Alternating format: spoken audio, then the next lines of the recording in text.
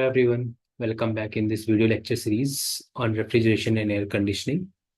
Up to this lecture, we have already discussed about the basic introduction to RAC, also about a comparison among heat engine, refrigeration system, and air conditioning system, and heat pump. In this video lecture series, we are going to talk about a refrigeration system working on reverse Carnot cycle.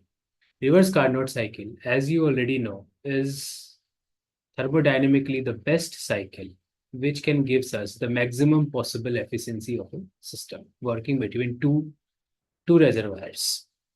So to understand reverse Carnot cycle, let us try to draw it on thermodynamic scale. So to understand this, I'll be drawing two graphs, which is pressure volume as well as temperature entropy. So I'm sure you must have studied the same thing in your +2 standard.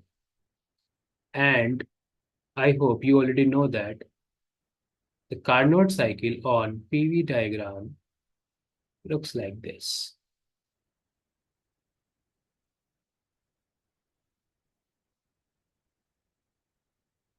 One, two, three, four. When we draw this diagram on TS coordinate system, then we get an equivalent system, which looks like a rectangular shape. So one, two, three, four. From these diagrams, you can easily understand that process 1 to 2 is an isentropic process in which you can see the entropy at 1 is equal to entropy at 2. So this is isentropic process. Isentropic compression.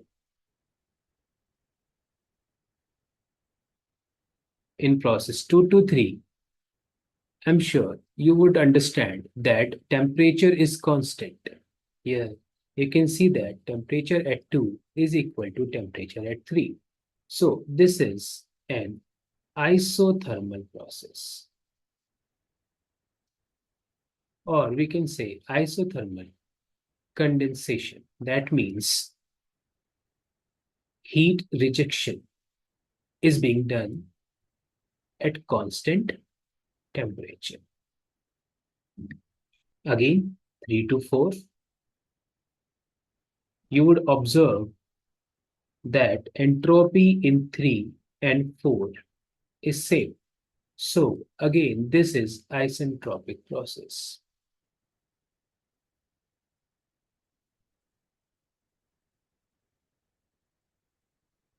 And in 4 to 1, one more time, you would see that temperature is constant. So T1 is equal to T4. Isothermal evaporation or heat absorption.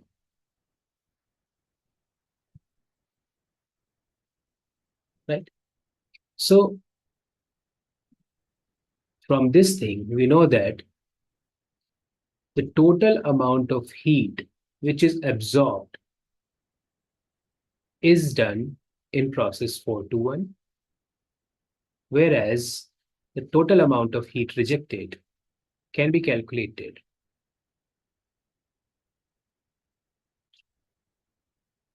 in this process. We also know that from TS diagram, the area under any curve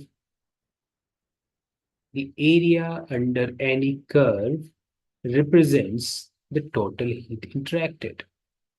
So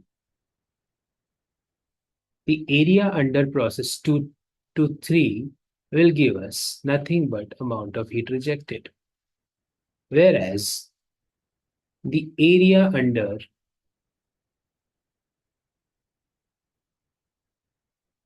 4 to 1 process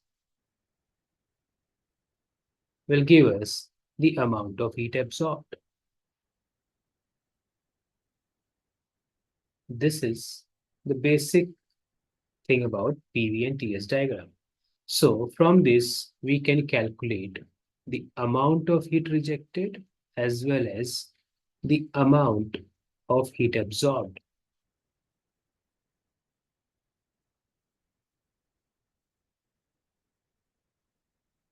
QA can be calculated as the area under process 421. So if we calculate the area under 421, we see that this would be equal to temperature T1 multiplied by change in entropy. Let us say this is our equation number 1. Similarly, the amount of heat rejected QR can be calculated as the temperature T2 multiplied by S2 minus S3.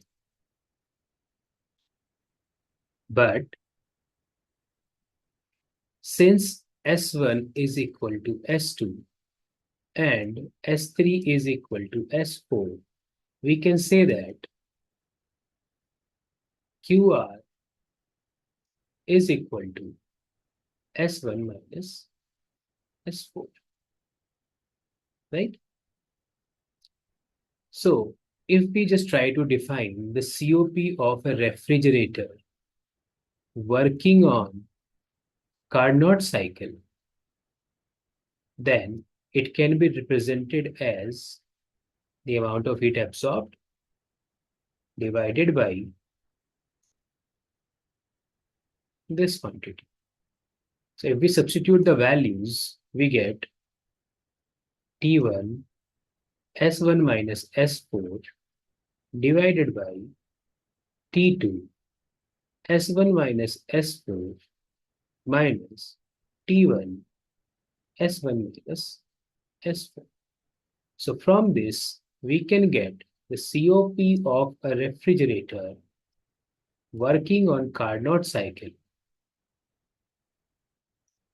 as T1 divided by T2 minus T1. Right? This is a very important formula which will be used later on. Right?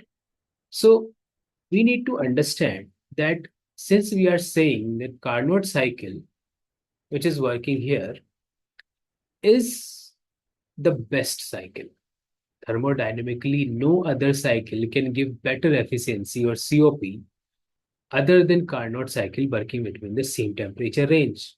Then the obvious question comes, why don't we use it?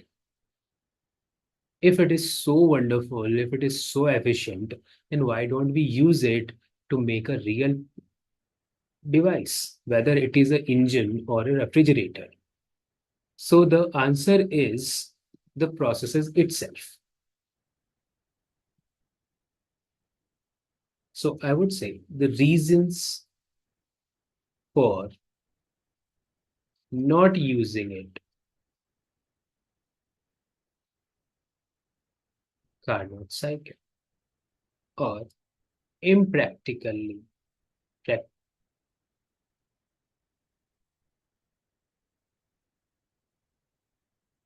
impracticality of Carnot cycle. So you see, in Carnot cycle, you would observe that two processes, process 2 to 3 and process 4 to 1, are isothermal process. So for a process to be isothermal in real life, it has to be extremely slow. Whereas the other two processes, like process 1 to 2 and 3 to 4, are isentropic or adiabatic. So for a process to be adiabatic in real life, it has to be extremely fast. So what we are doing here is We are making two processes which are extremely slow, infinitely slow, but the remaining two processes are infinitely fast. It is not possible for a device to have such type of variation in a single device. So the first reason is two processes are extremely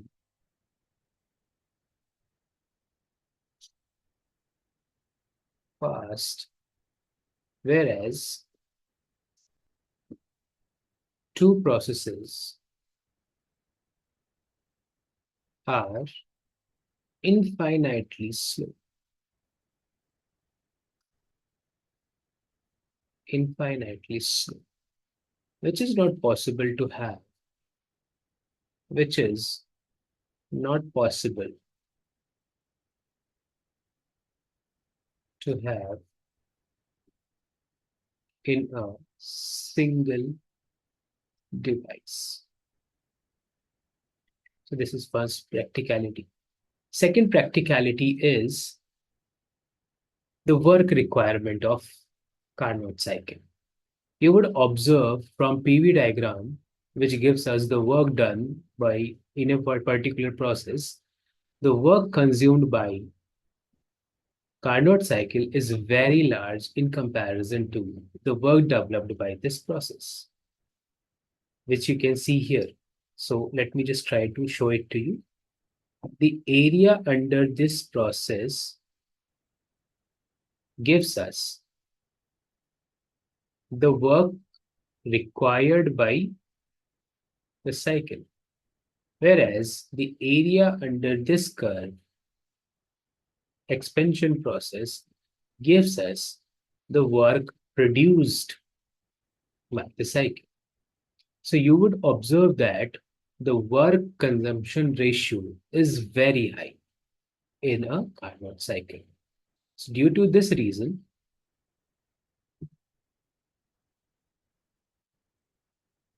a consumption ratio is very high in Carnot cycle. This is a major reason for not having Carnot cycle as a physical working device. Okay, but I would suggest all the students to remember this formula, which is very important for all numerical purposes. Okay, class. These are the references which I have followed. I hope you can also follow the same references. This is the link to get the syllabus of this course which we are discussing here. Thank you.